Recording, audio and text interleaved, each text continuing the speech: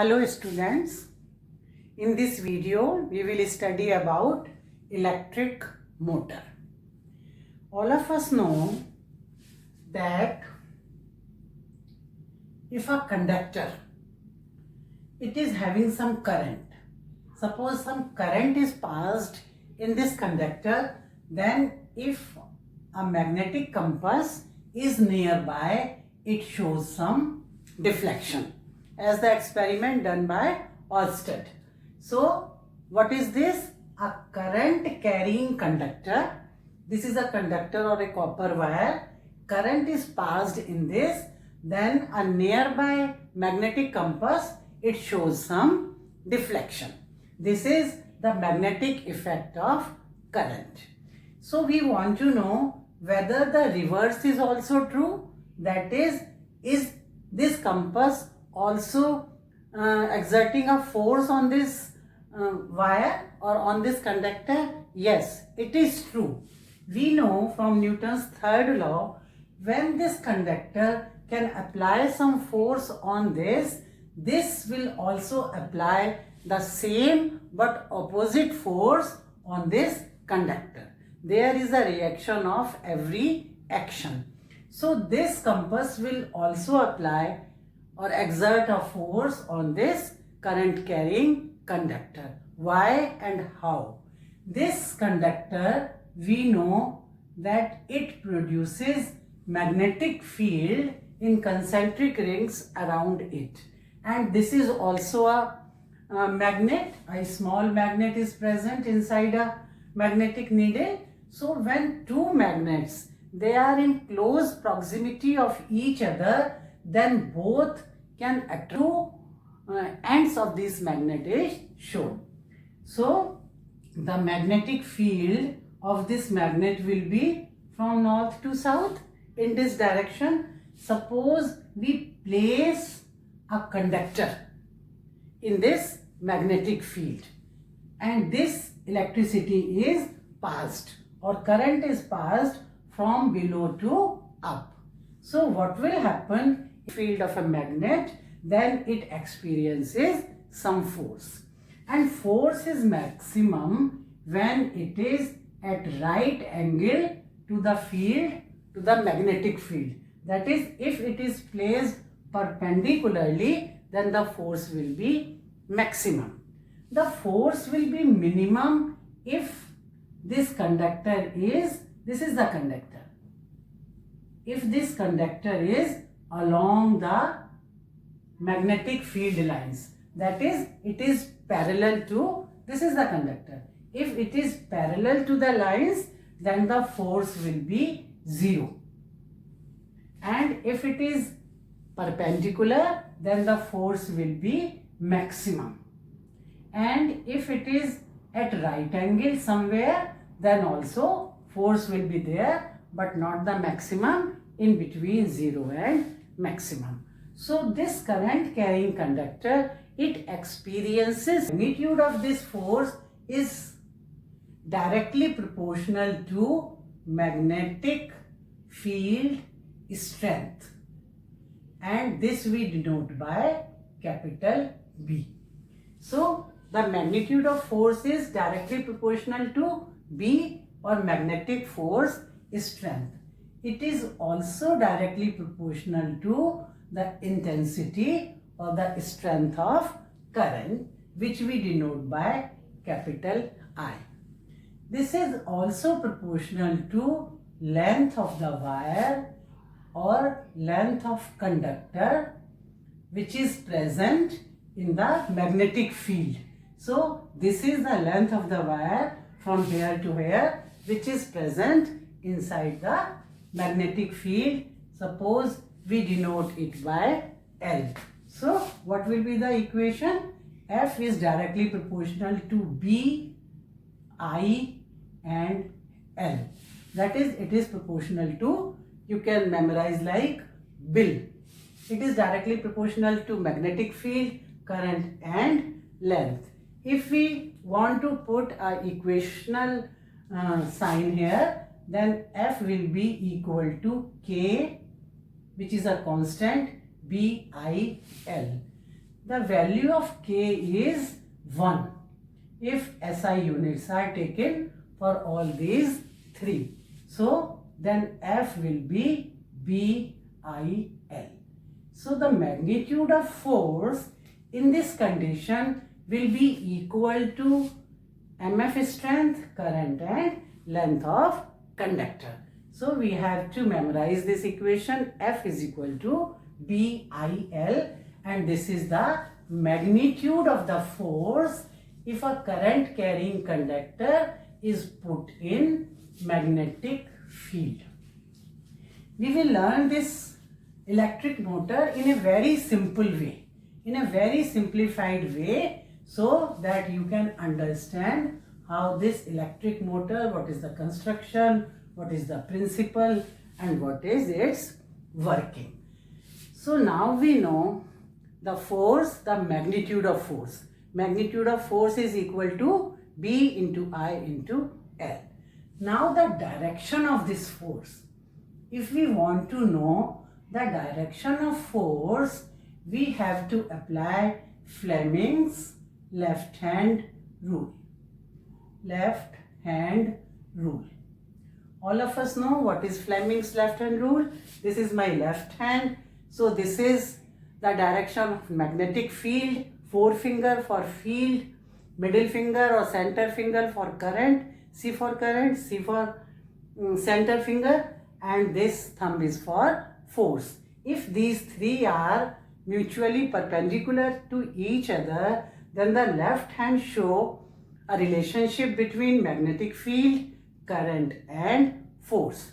So this Fleming's left hand rule is applied to know the direction of current, and on this rule this electric motor is formed.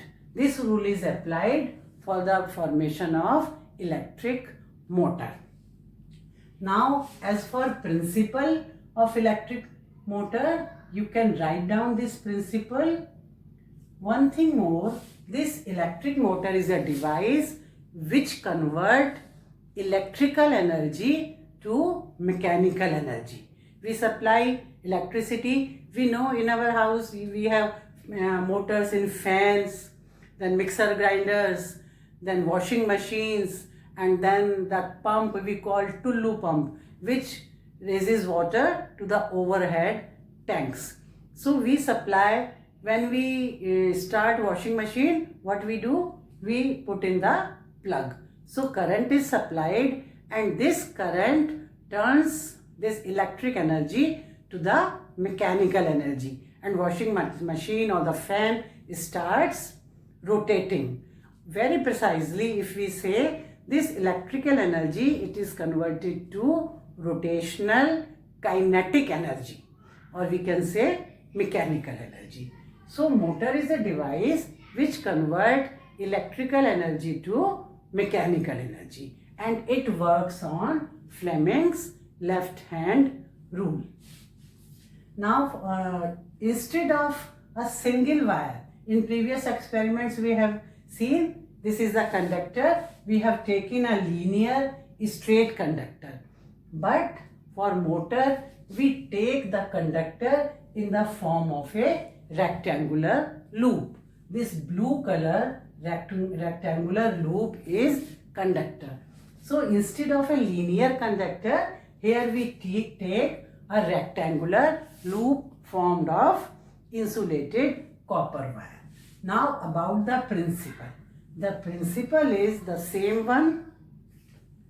When you see here, when a rectangular conductor is put in the magnetic field of external magnets, it experiences some force. The same one, instead of linear conductor, we are saying a rectangular conductor. So again, when a rectangular coil is put in the magnetic field of some external magnet, it experiences some force. And the direction of the force or the direction of the motion is as per Fleming's right hand rule. This is the principle of motor. If in exam it is asked what is the motor principle, this is the motor principle. When this loop is put in the magnetic field of this magnet, then it experiences a force, and the direction of force is as per Fleming left hand rule. This is the principle. And now the construction of this motor. Construction, how it is made, what are the different parts of this electric motor. The parts you can see, very simple. A strong horseshoe shape or any other magnet is taken. This is one end, North Pole, and this is South Pole or south end of magnet. So it is put, these black arrows, they show the magnetic field lines of this magnet. So the magnetic field is horizontal and it is running from North Pole to South Pole. We all know this.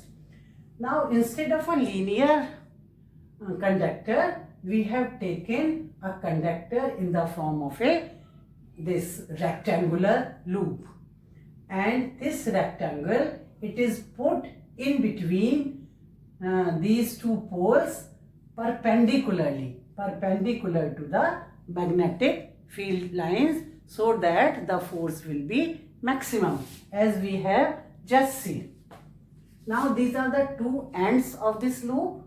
These two ends, they are connected, they are soldered, they are fixed with these red color half circles.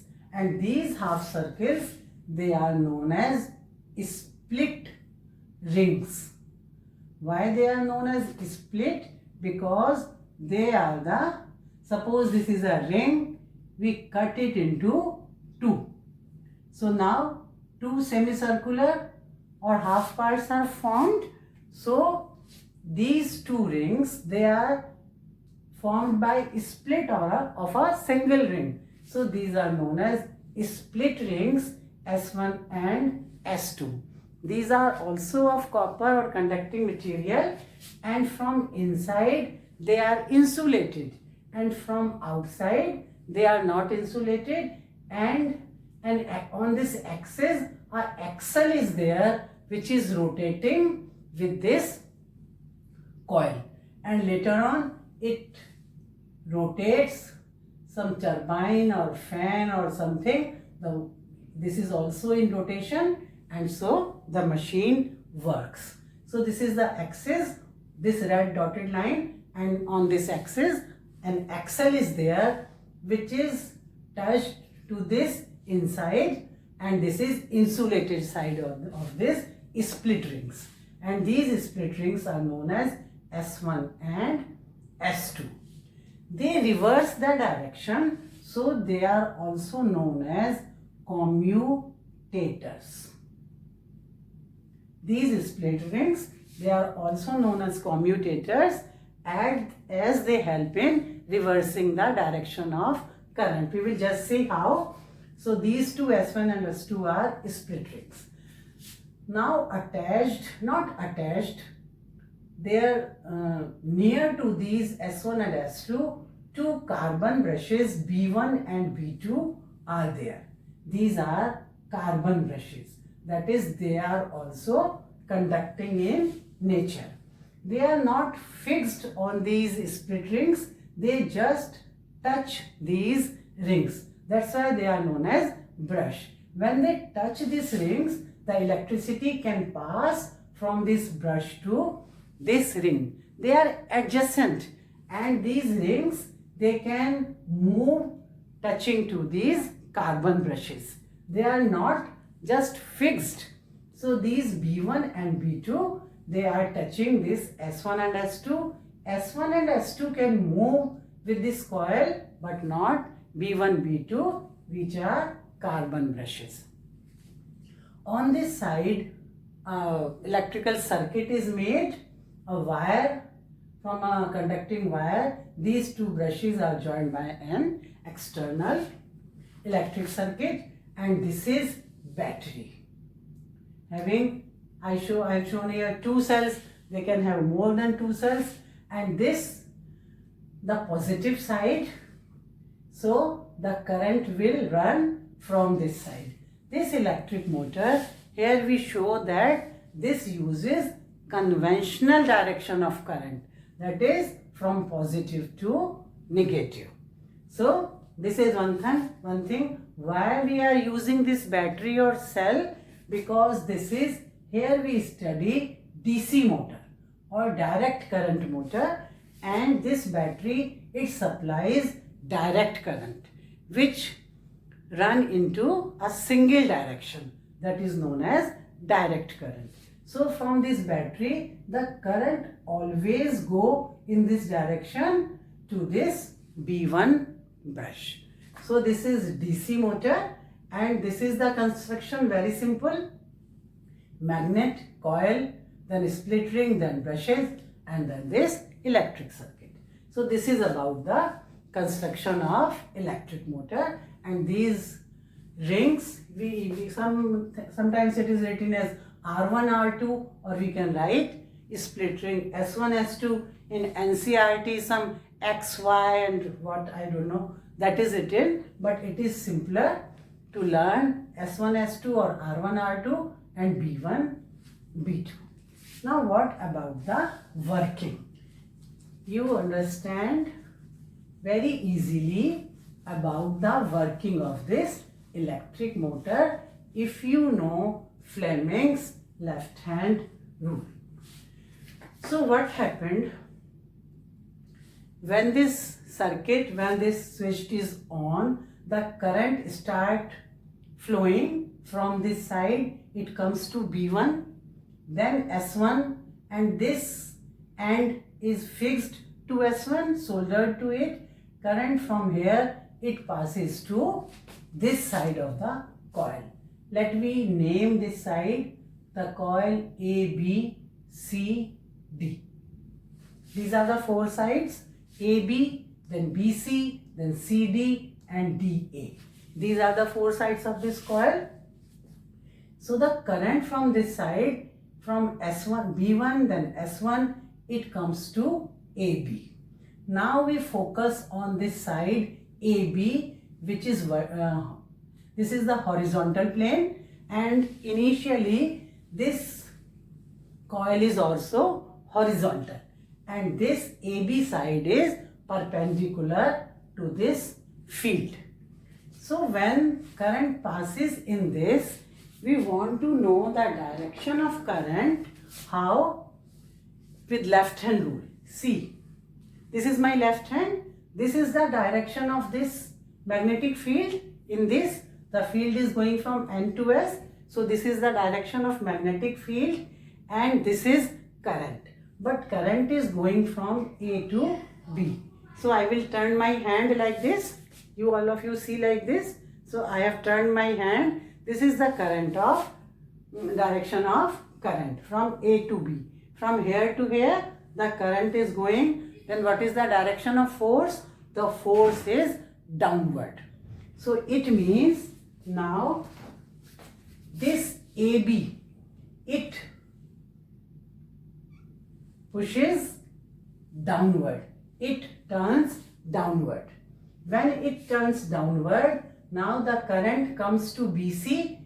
In BC, no force will be there. Why no force will be there when it is here? Because it is horizontal to NS. That is parallel. That is, it is going along the NS, and when the current is parallel to magnetic field, there is no force. We have just seen. Now the current comes to CD. What we see here, now the direction of current is from C to D. We again apply the same rule. This is, MF is same from here to here. Now the current direction is like this, from C to D, from here to here. So this is the direction of the current. Now what is the direction of the force? Direction of force is upward. This means now this CD arm will go up. This arm will go down, and this arm will go up, and this coil, it will will be like this. You can just, I have made this a simple thing. This is the rectangle coil. This is AB arm, this is CD arm, and these two are the S1 and S2 rings. So initially it is horizontal like this. When we start current, it is in this plane horizontal, and lines, magnetic lines are there, so it is perpendicular. When the current is passed from here B1, it comes to here, so this arm it turns down, this arm it turns up like this. Are you following? So after 1/4 rotation, only 1/4 rotation is up to this, so now it is standing vertically. What happened when it stands vertically, and after this it turns down? So after half rotation, what will be, you can see the CD arm is on this side and AB arm is on this side after half rotation. Is it clear? Initially it was like this, ABCD, the current is going up, so according to Fleming's rule it is turning down, according to rule it is turning up. So 1/4 rotation it is like this, the current is going on and it comes in half rotation like this.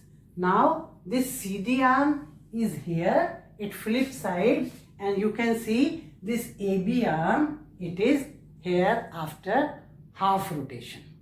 Is it clear to all of you?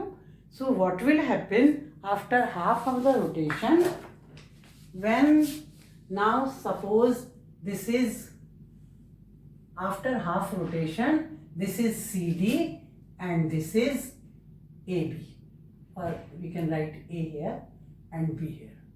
So after half rotation, what will be the position of this? CD will be here and AB will be here, and what will the position of this? Now the S2 will be here and S1 will be here. So they also turn with the coil, and now the S2 will be here, S1 will be here, but B1 and B2 they are fixed in their position.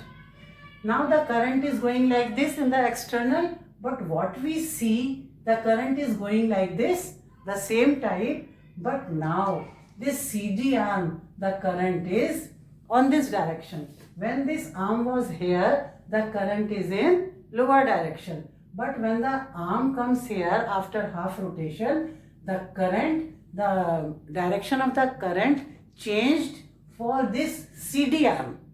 Not the direction of the current is like this in the external field. And here also it is going like this. But in the CD arm, the direction of the current is changed, reversed. It was here, when CD arm was here, the current is like this, but now the current is going up. So according to Fleming's left hand rule, now it turns down, it will go up. So after every half rotation, the direction of the current, it reverses in DC and AB arms, and a continuous anti-clockwise rotational motion is there in this coil. First half it is like this. After first half, this is original position. After first half it is like this. After second half it is like this, like this, like this. So after every half rotation, it is rotating like this in a anti-clockwise motion. So here the motion is anti-clockwise. Anti-clockwise, it is continuously rotating in anti-clockwise motion, and rotation is there, so force is produced, and this force is used for rotating this axle and for rotating the machine. So this is one thing. Now one more thing I want to tell you. Initially you can see these are three positions of these R1, or you can write here instead of R, you can write here S1, S2.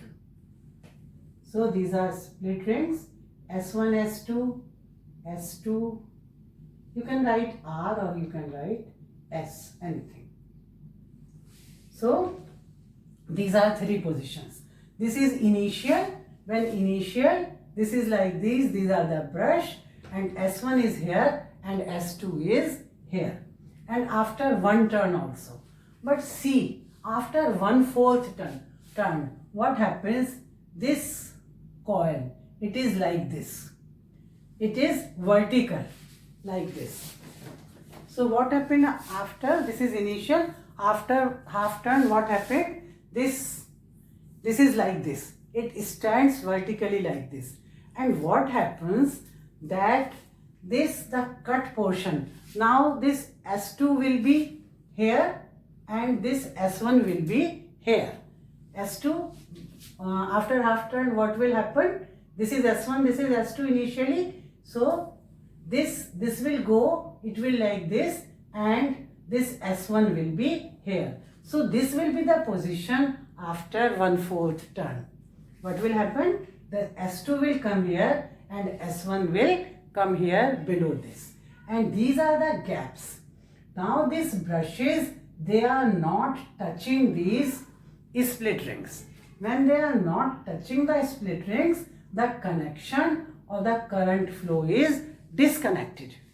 Current is coming from these brushes and these brushes touches these and current flows from here to here. But after 1/4 turn, when it is like this, vertical, so the gaps will be here and here. The gaps will be here and here, and if this is the brush, it is not touching the ring.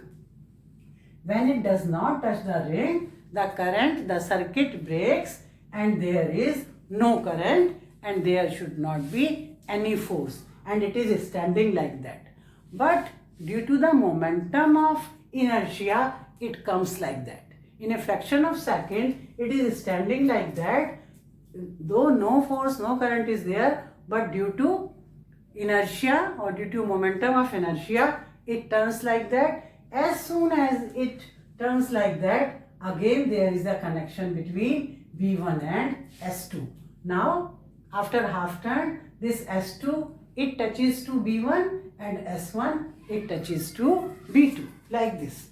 After half turn, this is S2 and this is S1, and this S2 touches the B1, brush B1, and again a connection is made, again a force is applied. In this way, there is continuous rotational motion in this coil. So, anti-clockwise, it is rotating continuously, and after half turn, this is the position. Here S2, here S1, B1, B2 are fixed. Again, the same cycle repeats. In this way, it goes on rotating in anti-clockwise till the current is passed in this coil. Now, if we want to enhance the speed of motor, if we want that our motor should run with more speed, then what we have to do? The rotational turn should be more. It should speedily rotate, and for speed rotation, more force will be there. And how the more force will be there? We know, we have just seen, the force will be more if either magnetic field is increased or current is increased or length is increased. Either of these three or all the three, if they are increased, then more force will be there. When more force will be there, more speed of.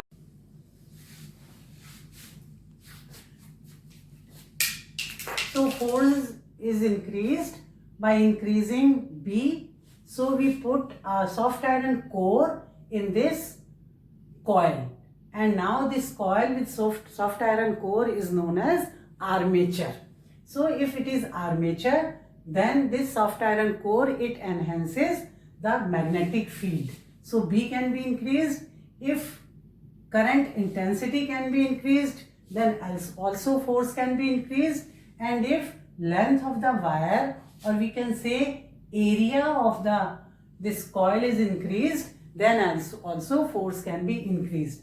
How area will be increased? Area will be increased by putting more turns, n number of turns or more turns of this copper wire on soft iron core, or the armature is formed. Then by these three, the force is increased and speed of motor is increased.